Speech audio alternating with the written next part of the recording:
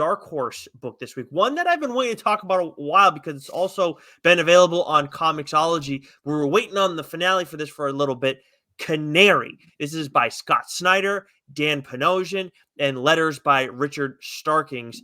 This was one of the Scottober books, one of the ones that I called dibs on. And actually, if I'm not mistaken, this was taken 4th overall in the draft, maybe 5th, because there's also the Book of Evil, which I was particularly interested in. I haven't finished that, but that was, I don't think it is finished. Either way, that was also outstanding. But CANARY, friggin' amazing. And I've been dying to talk about this for a while now. This is 6 issues. It's all available on Kindle right now. The print run is coming out through Dark Horse. For the synopsis, during the final days of the gold rush, one mining company in Colorado pulled up radioactive uranium, and then the mine collapsed in on itself. Legends sprung up about the mine being cursed or even haunted. Now the frontier is closed. The gold and silver mines have dried up. The country is becoming civilized, quote unquote civilized. And yet, in one stretch of the Rocky Mountains, a terrifying new kind of violence is suddenly emerging. Random killings, people going mad and murdering neighbors, classmates without real cause. When a schoolboy kills his teacher with a hatchet, a famous federal marshal named Azrael William Holt is called in to investigate the killing. I mean, if you're not sold on that, then I mean, I feel like I can just end my whole bit there. Like, case closed. Like this, it's like it.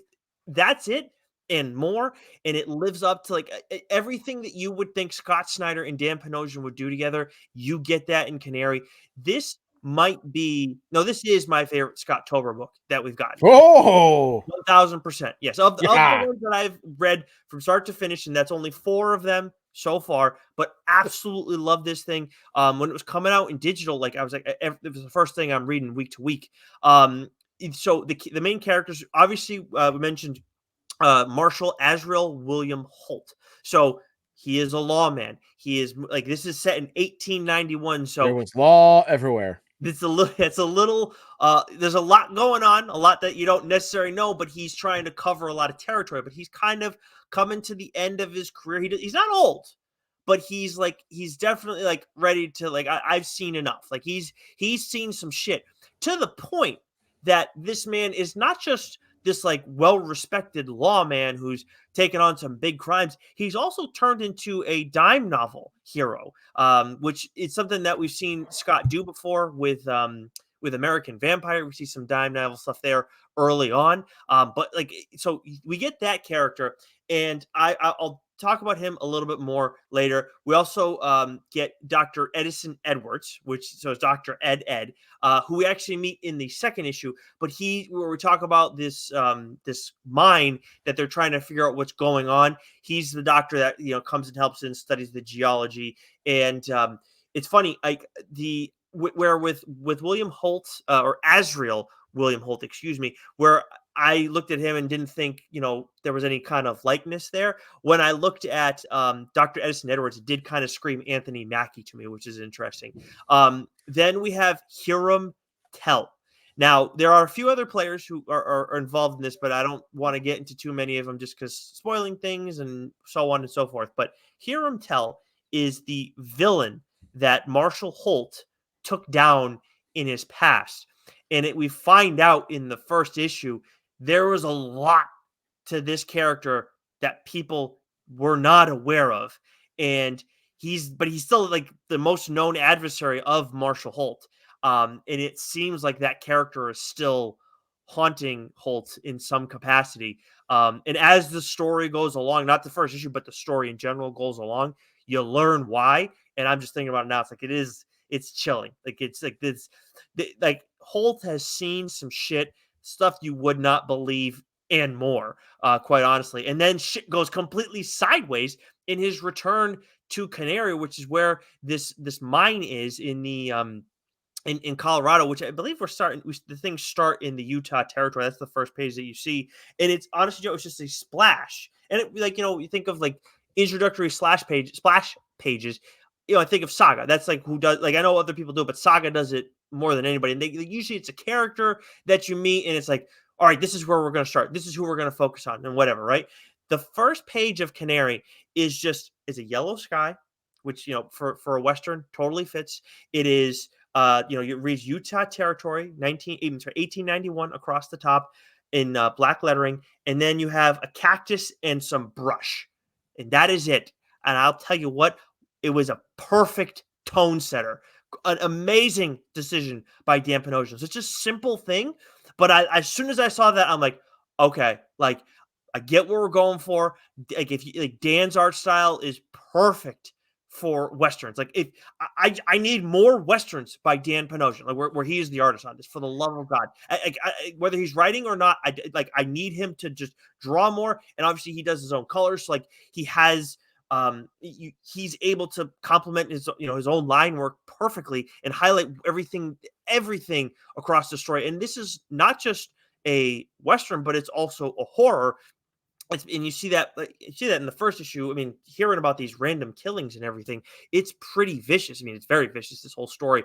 But just on the western aspect alone, I absolutely loved that about Dan. Dan, like it just fits so well. And even when I just look back at this splash page that I have in front of me, I'm like, I could just hang out in this world. Like I could spend more time reading Dan Panosian drawing stories, whoever the writer is, drawing stories that are set in the Old West. It's just his style is perfect for that. Yeah, If you don't follow us on Instagram, please do. And I only say that because for those watching, will know what I'm talking about. But definitely go and check us out on Instagram, because I always put like cover art, from the books that we talk about in the main line. But that cover that's behind you, Nicholas, that's your Yeah. back up there with the gun and the 6-shooter, and then just the blood sort of running down the palm of the hand with that yellow background that Yep. sort of you described in that splash page there. It is so fucking good. Yeah. Like you almost know exactly what you're getting just from that image. And I can't remember what issue that cover is on. It might be 3 or 4, but anyways, um, it is. I can't wait to read this because I love Dan's art, and this is one that I've been dying to read, and it's unfortunately it's just taken a while for it all to kind of Yes. come out. But like that's the thing.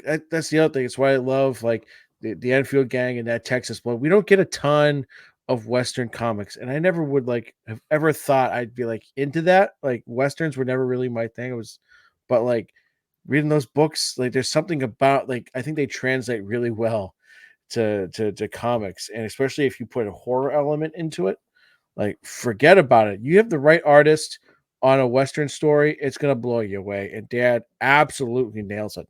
Yeah, I mean, and then we're talking about like the yellow background that you see on the cover if you're watching us on the stream, or if you check out our Instagram, or that I'm mentioning when you open that first page. But like we see, like I go to like I think it's page 3 or 4, maybe a little bit later, but it's like we're seeing like the oranges kind of thrown into the mix, but then also like cool blues that work. It's outstanding stuff. And I agree with you. Like I with westerns in general, like I like them, but like I've never thought like, oh yeah, I have to like they move at a slow pace, and like unless I'm like invested right away, it's sometimes it can be harder to get into that stuff. Now there are plenty of awesome westerns, don't get me wrong. Obviously Mando is a sci-fi western, so like that's a cool one. But what's also important, and speaking of Mando, is like you have this cool character who's at the center of it, and and Marshall Holt is a friggin' badass, and he has this bandana mask that has like this cool design.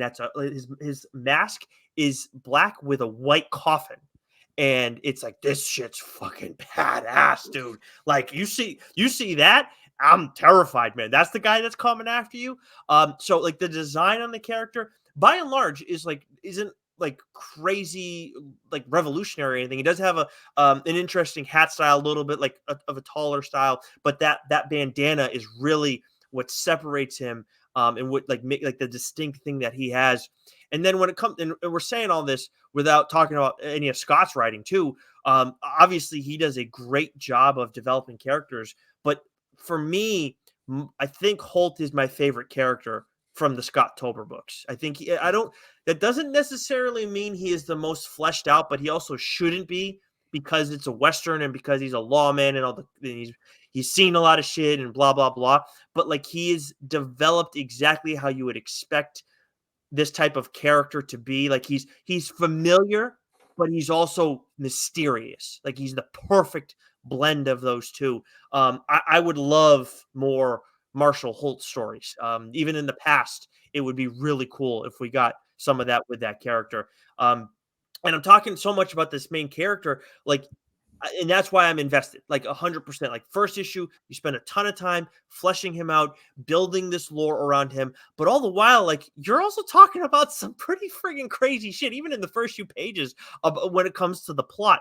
I mean, I mentioned those crazy acts of violence. We see the aftermath of one, but we don't see a lot of the other ones. But like they're described perfectly. It's like I know there's this thing like show don't tell, but Scott like mentions this one, that one, this one, that one, and it's like it's over a phone call, so it kind of makes sense to do it. And it's like, oh my god, like what is happening right now, and it ties in to Holt and his past and what he has to deal with now in his future, and then that kind of those that takes over a little bit more than the character driven stuff, but like Holt is not lost. He's not in the background or anything like that. It's just he's dealing with this situation now. We're alongside him and we know what he's all about. So you have an amazing character that you can invest in, some other interesting characters thrown in the mix too. And then just a killer plot. And it turns into a Western horror pretty freaking fast. So yeah, I'm sorry you've had to wait so long, but we've been waiting for this to wrap up. That's the only thing that's been holding this up. This was